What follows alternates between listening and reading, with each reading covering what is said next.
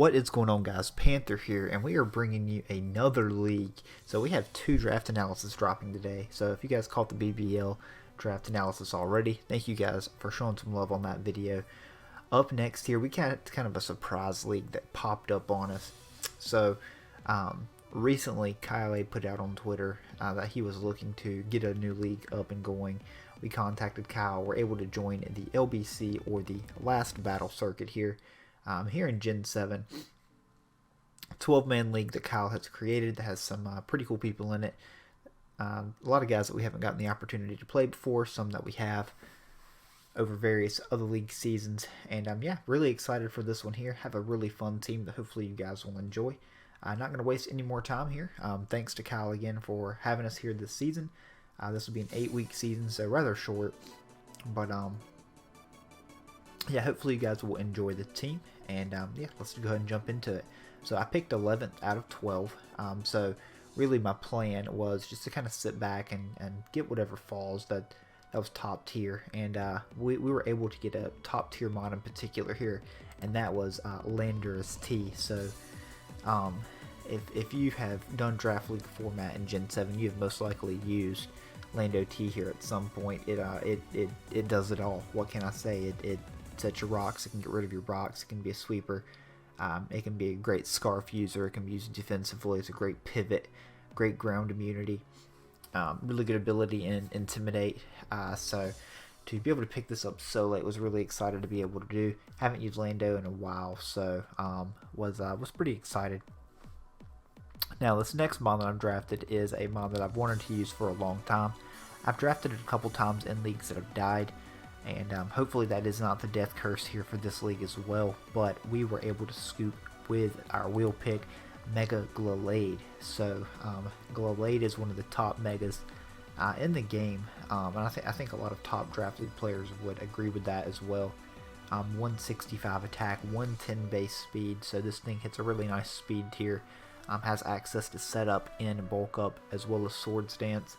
Has access to priority in shadow sneak. Has decent coverage moves too with the elemental punches, knockoff, X scissor, and then great dual stab with close combatants and headbutt. Really, just if you can get mods like a really good dark type to help support the team against bulky psychics and bulky ghost types, then KyleAye can really put in the finest of work each match. So that's exactly what we looked to do in round 3. Let's pick up a top tier dark type. I was looking at Weavile, but I really didn't want to waste that many free points on Weavile. So this draft was a pretty standard draft. One tier 1, one tier 2, 2 tier 3s, a tier 4, a tier 5, a mega, and then 4 free picks with 400 points. So very standard. So nothing too fancy. But like I said, didn't really want to waste that slot on Weavile, but we were able to dip into tier 2 in round 3 and pick up one of the top Pokemon in tier 2 in my opinion, in Hydreigon. So this expands on our ice weakness a little bit with Hydreigon and Lando up top, as you can see. But we're going to try to support that later in the draft. But yeah, Hydreigon's really good. It's 98 speed, I believe it has 125 special attack, has a pretty decent attack stat as well. I think I just said attack. I'm at 125 special attack. I think it has like 110 attack. But yeah, anyways, it can be mixed, so it can really go either way. It has a lot of really good coverage moves. It's a good Z user. It gets access to defog in this generation. It can use Ruse, so it can be a bulky pivot if need be, U-turn.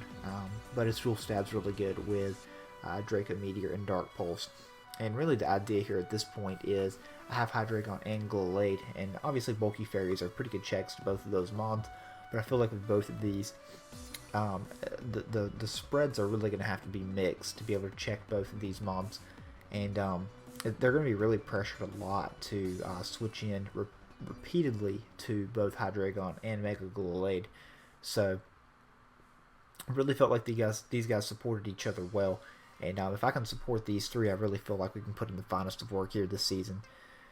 So with the 4th round draft pick, we dip into tier 2 again.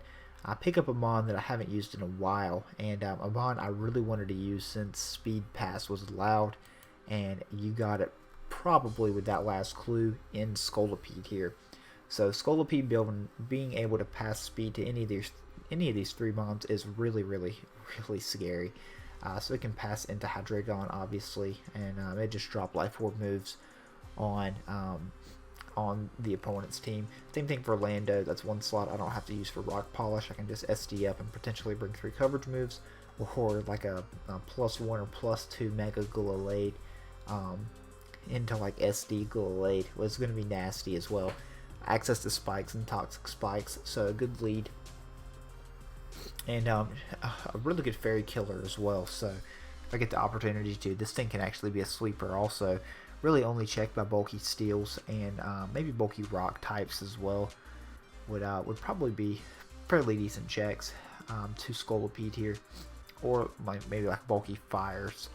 But I feel like I support breaking those steels and breaking those rock types pretty effectively with Landorus and Mega Gallade. So I have some really good offensive pressure here on my team to start things off with these top 4 picks.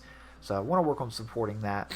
I want to first of all pick up an Ice Weakness, and Ice Resist for the team to switch into those Ice Beams for Hydreigon and Landorus. I want something to get up Stealth Rocks for my team also, so I don't have to force Landorus to bring that in games, and even support the team via defog as well. I felt like Empoleon paired really well with Landorus, so wanted to take the opportunity to go ahead and pick it up here and just kind of shore it up, so I don't have to worry about getting a steel type. I want to work on completing that Dragon Fairy Steel Core.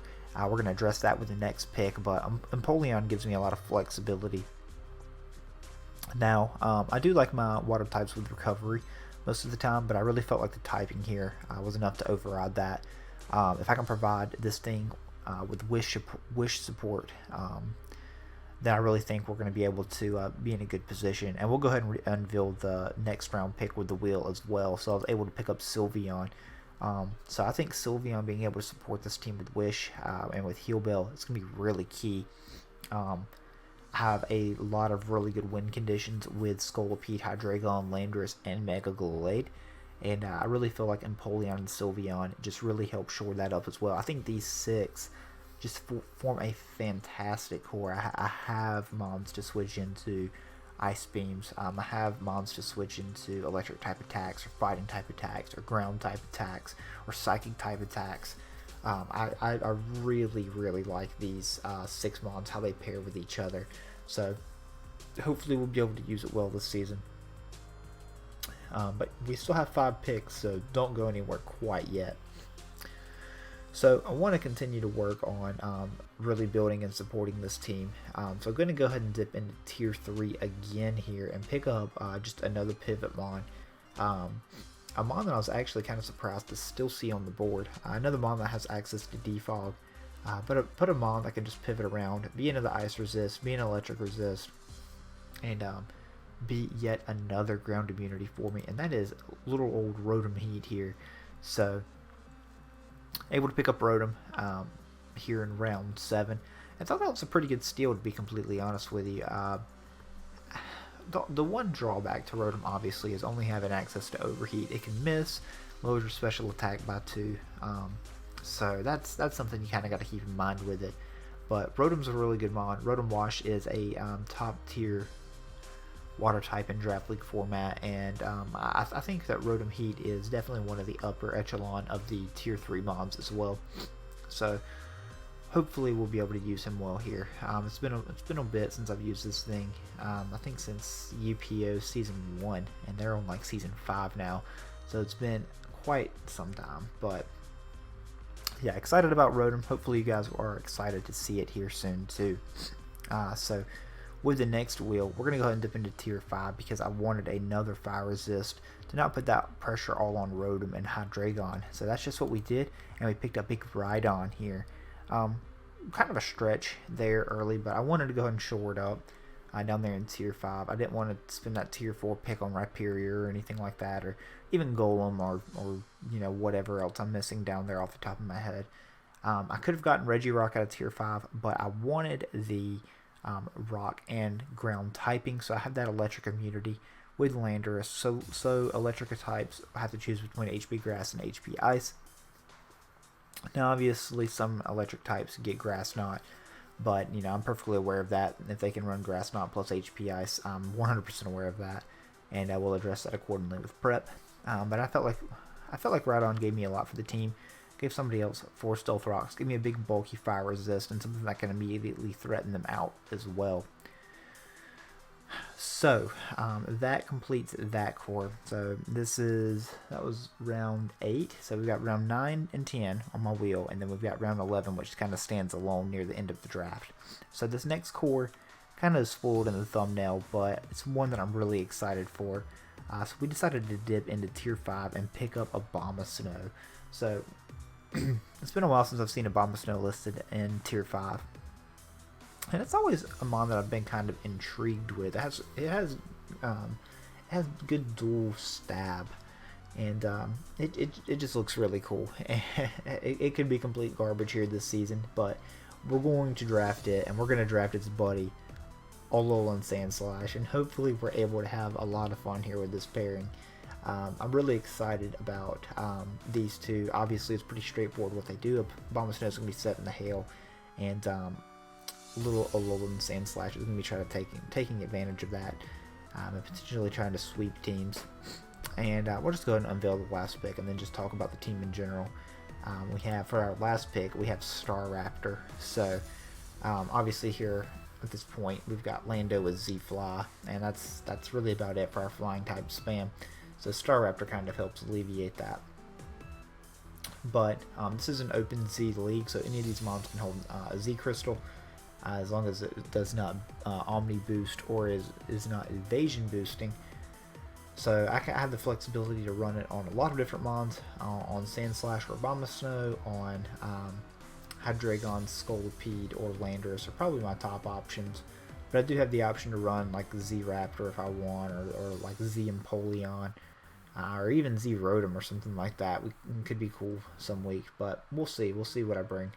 But yeah, really excited about this team. Definitely more excited than I've been in quite a bit to play some games. We have 8 games to use with it, so hopefully we'll make a big impact. And like I said, really excited about using some of these guys. I feel like this team has a lot of offensive presence. I usually draft more defensively, but I've been experimenting with more and more with offense recently. And I'm really liking it because especially on Wi-Fi too, if you can really just pressure things just don't take hits as well. So if you can really pressure your opponent and make it so they can't switch into several different types of attacks, then you're really just going to be able to wear down your opponent over the course of the game. So we're going to see how it goes. But anyways, thank you again to Kyle for having us here in this league. Thank you to Aaron for making my thumbnail for this draft analysis. And thank you for you guys for bearing with me. I'm a little bit under the weather right now, so throat's hurting a little bit, so it kind of hurts to talk. So we're going to keep this kind of short and sweet. Our week 1 battle for both BBL and LBC will go up next week. And they'll be on the weekends. They're together. So hopefully you guys will enjoy the content here to come and close out Gen 7 with just that. Anyways, guys, appreciate your support on the video. Until next time.